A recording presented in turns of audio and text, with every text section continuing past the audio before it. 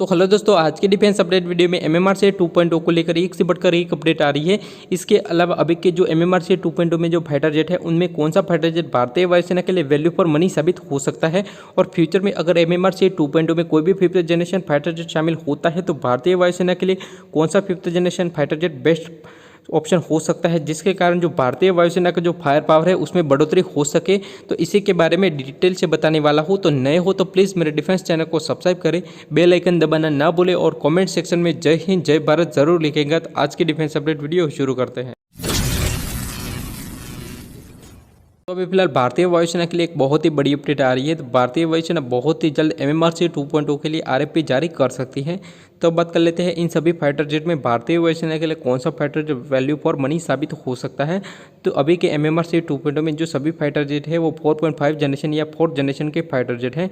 तो इन सब में सबसे एडवांस है अभी फिलहाल राफेल। इसके अलावा प्राइस के हिसाब से देखें तो जो मिग 35 है वो सबसे सस्ता पड़ता है, पर जो टेक्नोलॉजी के मामले में वो उतना ज़्यादा एडवांस नहीं है। तो ग्रिपेन की बात कर लेते हैं तो वो लाइट कैटेगरी का फाइटर जेट है। वैसा ऑप्शन तो हमारे पास भी अवेलेबल है तेजस के रूप में। इसके अलावा F-60 की बात करें तो वो पुराना पड़ रहा है, भले ही F-20 ऑफर किया हो, पर अगर F-35 का ऑफर मिलता है तो वो बेस्ट साबित हो सकता है। इसके अलावा Su-35 की भी बात आ रही थी पर वो कंफर्म नहीं है। इसके अलावा यूरो फाइटर टाइफून, तो यूरो फाइटर टाइफून को तो अब ब्रिटेन ही खुद की एयरफोर्स में से रिटायर कर रहा है। तो अभी फिलहाल जो भी ऑप्शन है उनमें से राफेल भारतीय वायुसेना के लिए अभी फिलहाल बेस्ट ऑप्शन है, पर राफेल के साथ भी कई प्रॉब्लम है क्योंकि जो राफेल की प्राइस है वो बहुत ही ज़्यादा है। पर अभी टेक्नोलॉजी के हिसाब से देखें तो एमएमआर से 2.0 में अभी फिलहाल राफेल ही बेस्ट ऑप्शन साबित हो सकता है भारतीय वायुसेना के लिए। तो अगर एमएमआर से 2.0 में फिफ्थ जनरेशन फाइटर जेट की एंट्री होती है तो भारतीय वायुसेना के लिए बेस्ट ऑप्शन कौन सा साबित हो सकता है। तो अभी फिलहाल पूरी दुनिया में सिर्फ दो ही ऐसे फिफ्थ जनरेशन फाइटर जेट है जो कि फुल्ली ऑपरेशनल है। एक है अमेरिका का F-22 रैप्टर और दूसरा भी अमेरिकन F-35 है।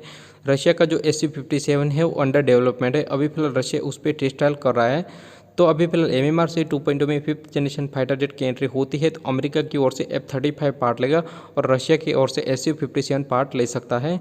तो जो अमेरिका का F-22 रैप्टर है वो तो अमेरिका किसी भी देश को नहीं बेचता। तो अब बात कर लेते हैं F-35 और Su-57 की। तो इन दोनों में से कौन सा फाइटर जेट भारतीय वायुसेना के लिए बेस्ट साबित हो सकता है। तो सबसे पहले F-35 की बात कर लेते हैं। तो F-35 दुनिया का सबसे बेस्ट टेक्नोलॉजिकल फाइटर जेट है, पर उसके साथ भी कई इशू है।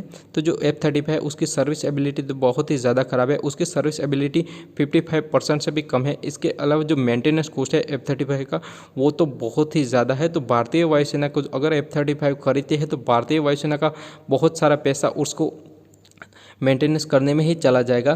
तो भारतीय वायुसेना के लिए जो F-35 है वो बेस्ट ऑप्शन साबित नहीं हो सकता। इसके अलावा अमेरिका के कई रूल, तो भारतीय वायुसेना जैसे मन चाहे उसे F-35 को वैसे यूज़ नहीं कर सकती, अमेरिका के पास से परमिशन लेनी होगी। इसके अलावा अमेरिकन हथियार ही यूज़ करने होंगे।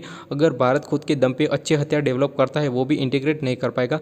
इसके अलावा थर्ड प्रॉब्लम ये है कि टेक्नोलॉजी ट्रांसफर नहीं हो सकती। बात करते हैं Su-57 भारतीय वायुसेना के लिए बेस्ट ऑप्शन रहेगा। तो जी हाँ, Su-57 ही भारतीय वायुसेना के लिए बेस्ट फिफ्थ जनरेशन ऑप्शन साबित हो सकता है। तो अभी फिलहाल Su-57 अंडर डेवलपमेंट है, पर जो Su-57 में एक ही प्रॉब्लम है उसके इंजन को लगकर, क्योंकि जो Su-57 है उसमें पुराना इंजन लगा हुआ है। तो अभी फिलहाल रशिया ट्राई कर रहा है नए इंजन डेवलपमेंट करने का। तो अगर आपको मेरा इन्फॉर्मेटिव वीडियो अच्छा लगे तो प्लीज़ सब्सक्राइब मेरे चैनल। Thank you.